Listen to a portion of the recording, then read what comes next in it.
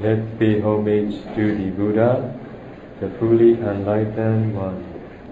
Namo tassa bhagavato arahato samma sambuddhassa. Namo tassa bhagavato arahato samma sambuddhassa. Namo tassa bhagavato arahato samma sambuddhassa.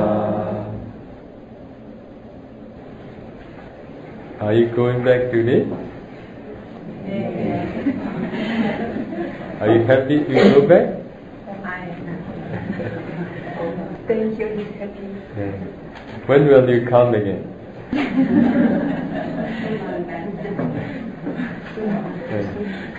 Whether you come or not, I will go back on 1st of December.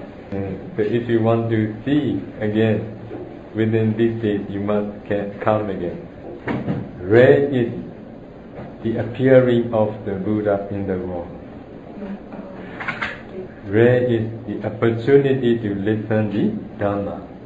Another rare opportunity is being born as a human being. These three things are very rare opportunities. Being born as a human being, being able to listen the Dhamma, and being able to know that being able to reborn the time when there is a teaching of the Buddha. We can say that this is worthy life.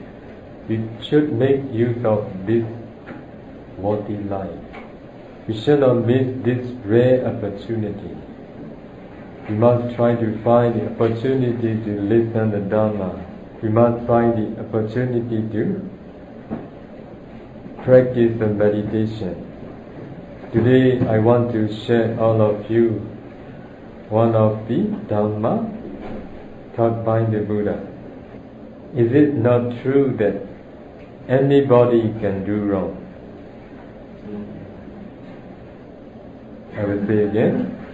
It is true that anybody, whether old or young alike, can do wrong. Whether old, whether young alike, they can do wrong. But here, I want you to think deeply. Who do wrong? Are you the one who do wrong? It is not he, it is not she who does wrong. This is right knowledge. It is not he, it is not she who does wrong. It is from not knowing the truth, which is ignorance, that they do wrong. One cause is because of ignorance, another cause is because of defilements. If you know the truth, you will not do wrong. If you have no defilements, you will not do wrong. That's why the main cause of doing wrong is ignorance and defilements. Actually, people all over the world are being busy all day long, obeying the instructions of the defilements. Do you get the meaning? People all over the world are being busy all day long, obeying the instructions of the defilements. They are tortured by the defilements. Their lives are made up of the defilements. Now you are going back, obeying the instructions of your defilement. Right or wrong? Now you are going back only because you obey the instructions of defilement. Your defilement telling you, you need to do this, you need to go there, you need to see him. Are you slaves or are you master?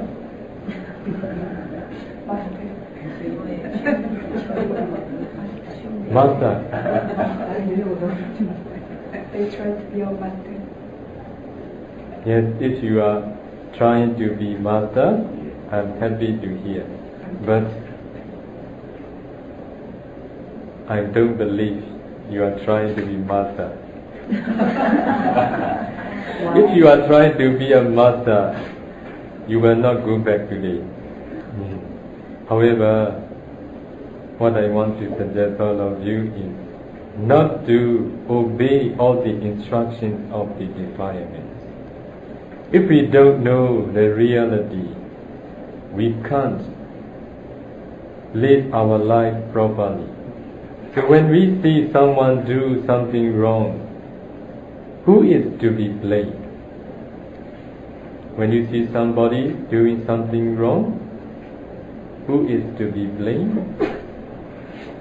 It is not a person, but the defilement that should be blamed. We are good when we don't obey the defilements. We are bad when we obey the instructions of defilements. In other words, I will repeat again. We are good when we don't obey the defilements. We are bad when we obey the instructions of defilements. In other words, we are good when we are heedful, and we are bad when we are heedless. That's the reason why I want to say one thing. It is not because of being a human being we see people as the wise and the foolish. Do you understand the meaning? I will repeat again. It is not because of being a human being we see people as the wise and the stupid, the wise and the foolish. It is only because of being able to control his defilements or being unable to control his defilements that we see the wise and the stupid. Tarahaship here, right? That's why who do wrong? The one who can't control the defilements do wrong. The one who can control his defilements, he will not do wrong. That's why I say it is not because of being a human being we see the wise and the foolish, only because of being able to control the defilements and not being able to control the defilements that we see the wise and the foolish. It is not because of being a human being we see the wise and the foolish. In other words, it is not because of being a human being we become the wise and the foolish. It is not because of being a human being we become the wise and the foolish. Only because, right? Who do you want to be? The wise or the foolish? The wise, sure. Everybody wants to be the wise. So if you want to be the wise, you must control your defilements. If you want to be the wise, you must not obey the instructions of the defilements. How to do not to obey the instructions of defilements? Buddha said, if you are not skillful reading the habits of others' mind, you must be skillful reading the habits of your own mind. Is it easy to know others' mind? Is it easy to know your own mind? It is also not easy, right? Yes. Is it possible or impossible to be skillful reading the habits of your own mind? Possible or not? Possible. Only for who? Who try to know. Who are heedful. See? Not for heedless, but for heedful. Not for who don't train, but for those who train. Don't you want to receive the best education in your life? What is the best education? Is it Korean education? The best one? American education? Is it American education the best? That's his Buddha's teaching. Yes. The best education for everybody. If you want the best education, If you want the best education, you need to study your mind. Yeah. Without knowing your mind, you will not be the one who can receive the best education. The more you know the mind, the more you become mature. The more you know the mind, you can avoid doing unwholesome deeds. You can do more wholesome deeds. As I have told all of you, we are bad when we obey the instructions of the defilement. We are good when we don't obey the instructions of the defilement. If you don't know what your mind is instructing you, you cannot control your mind. Only when you know what your mind is instructing you to do, at that time you can avoid doing unwholesome and you can do wholesome. Why do we speak? Why do we act? Why do we speak verbally? Why do we act bodily? Instruction of the mind. Yeah. Bodily and verbal actions come after mental action.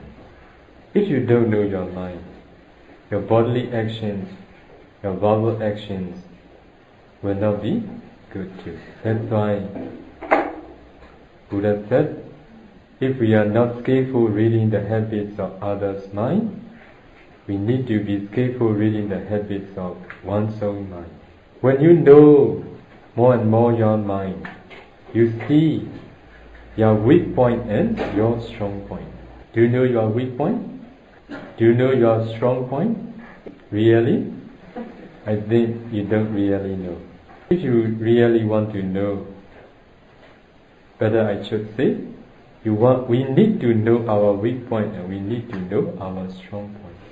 Only then we can improve our life. Many people,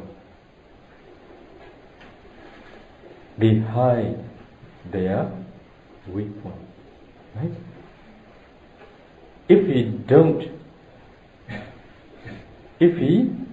accept our weak point, we cannot improve our life.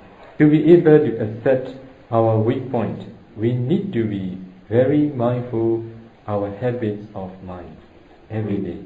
The more you know, the more you see your weak point, that you understand more and more about you and you understand more and more about others too. Our usual habit is to find fault of others. Do you agree? Why do we find fault others? Because we think we are better. But when you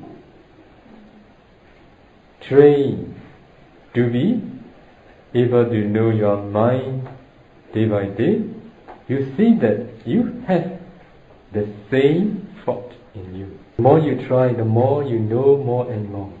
The more you train, the more you know that everybody has the same weakness.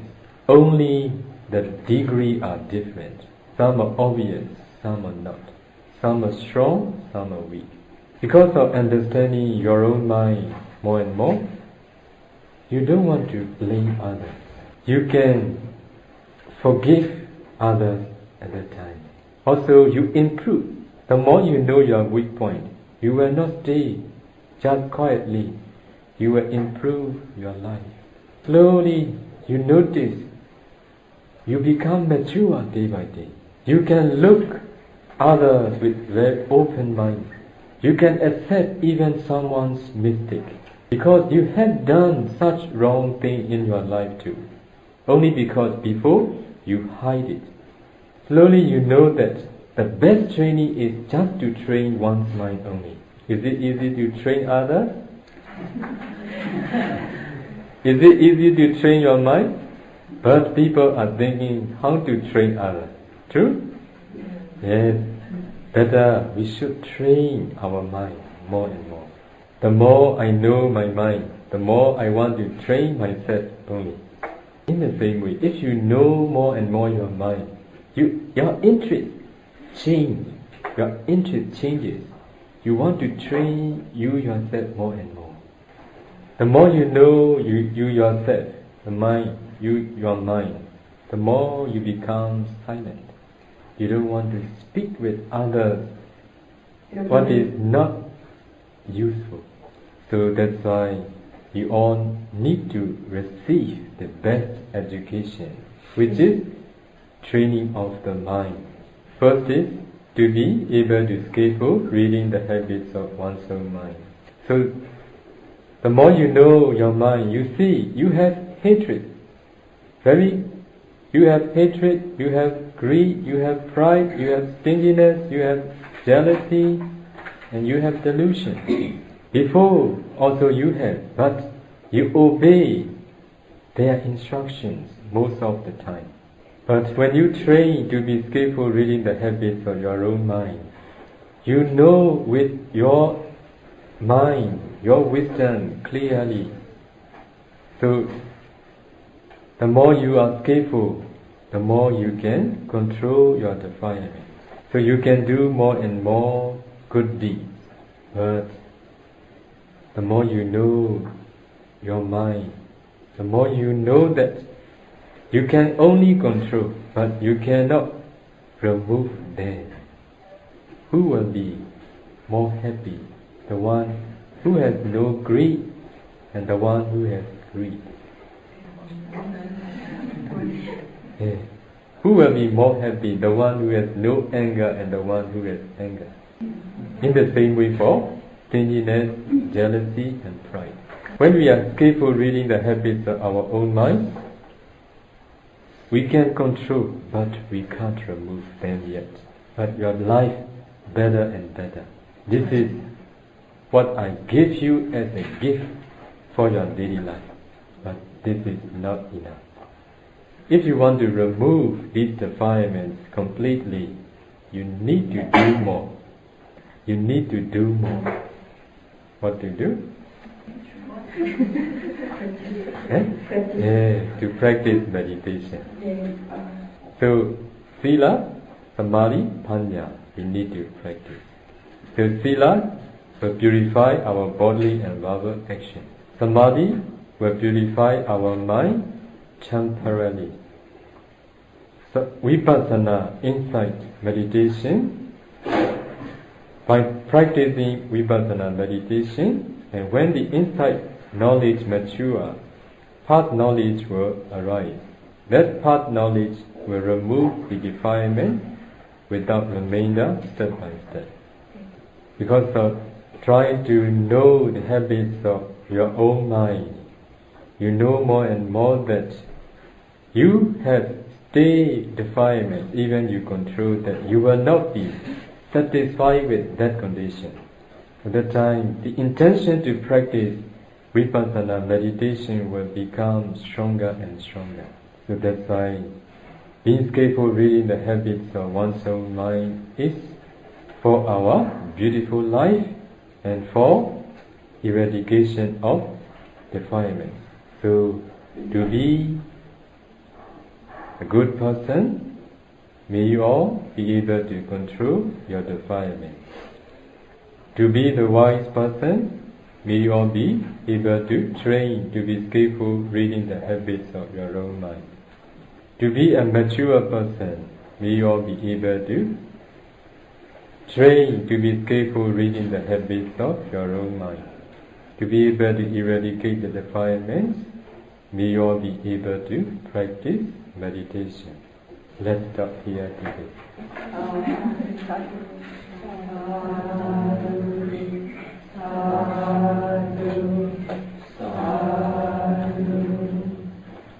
Any questions? In daily life, if they fall Krishna, how can they overcome quickly? If you practice morality, and if you know that you have broken one of the silas, please quickly observe it again. By yourself you can do. Last night, Bhante told them, please contemplate. But the contemplation is different with the when the aware the anapanasati. So this is Contemplate about what? 어디에 숙고하라고. 아니 계속 법문을 하실 때 아까도 숙고를 하라고 말씀을 하셨거든요. When you do Dhamma talk, when certain sentence, Bhante sometimes use contemplation. Please contemplate on something. When we can't, but it doesn't match with the anapanasati. Not contemplate, I think. Contemplate. So if we hear any Dhamma talk about the Shila, please deeply contemplate whether the deep meaning, the Nikkama, anything, the metta bhavana. If we think it's metta, but actually not metta, so by contemplating we can do real metta. We should consider deeply, maybe to reflect, to consider, not consider, not contemplate, not to consider. Yeah. So they consider and anapanasati is how can stay together. Anapana is just to focus or to aware, not to consider. But they consider means with the thinking, deeply think, or to consider means to think deeply. Yeah. Have you anything to ask? No, I missed something. He said before the nimitta and the breath are one. It's not a real nimitta, it's called. I didn't hear what he said it was called. Before the breath and light unify, we cannot recall it as a real nimitta. Maybe it is just the foreigner of the nimitta. But another usage. So it is said, even the breath, sometimes it is called nimitta too. But breath sign only. Nimitta means sign. So before they unify, generally we call light. Only when they unify and stable, we say nimitta. However, light also can be called nimitta. No question, I think. I read somewhere that, maybe I just asked you directly, in the sutras, does it say exactly what methods Buddha practiced? What method Buddha practiced? Middle way. Yeah, right. With middle way means Eightfold Noble Path. Sila, Samadhi, Panya. In other words, Eightfold Noble Path we can see as Sila, Samadhi, Panya. Do we know what meditation practice is? Based on Anapana. He practiced Anapana first.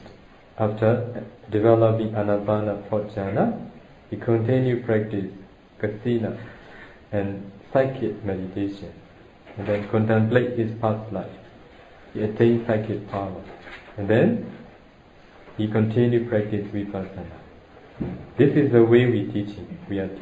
That's what I thought, because I read somewhere that someone claimed that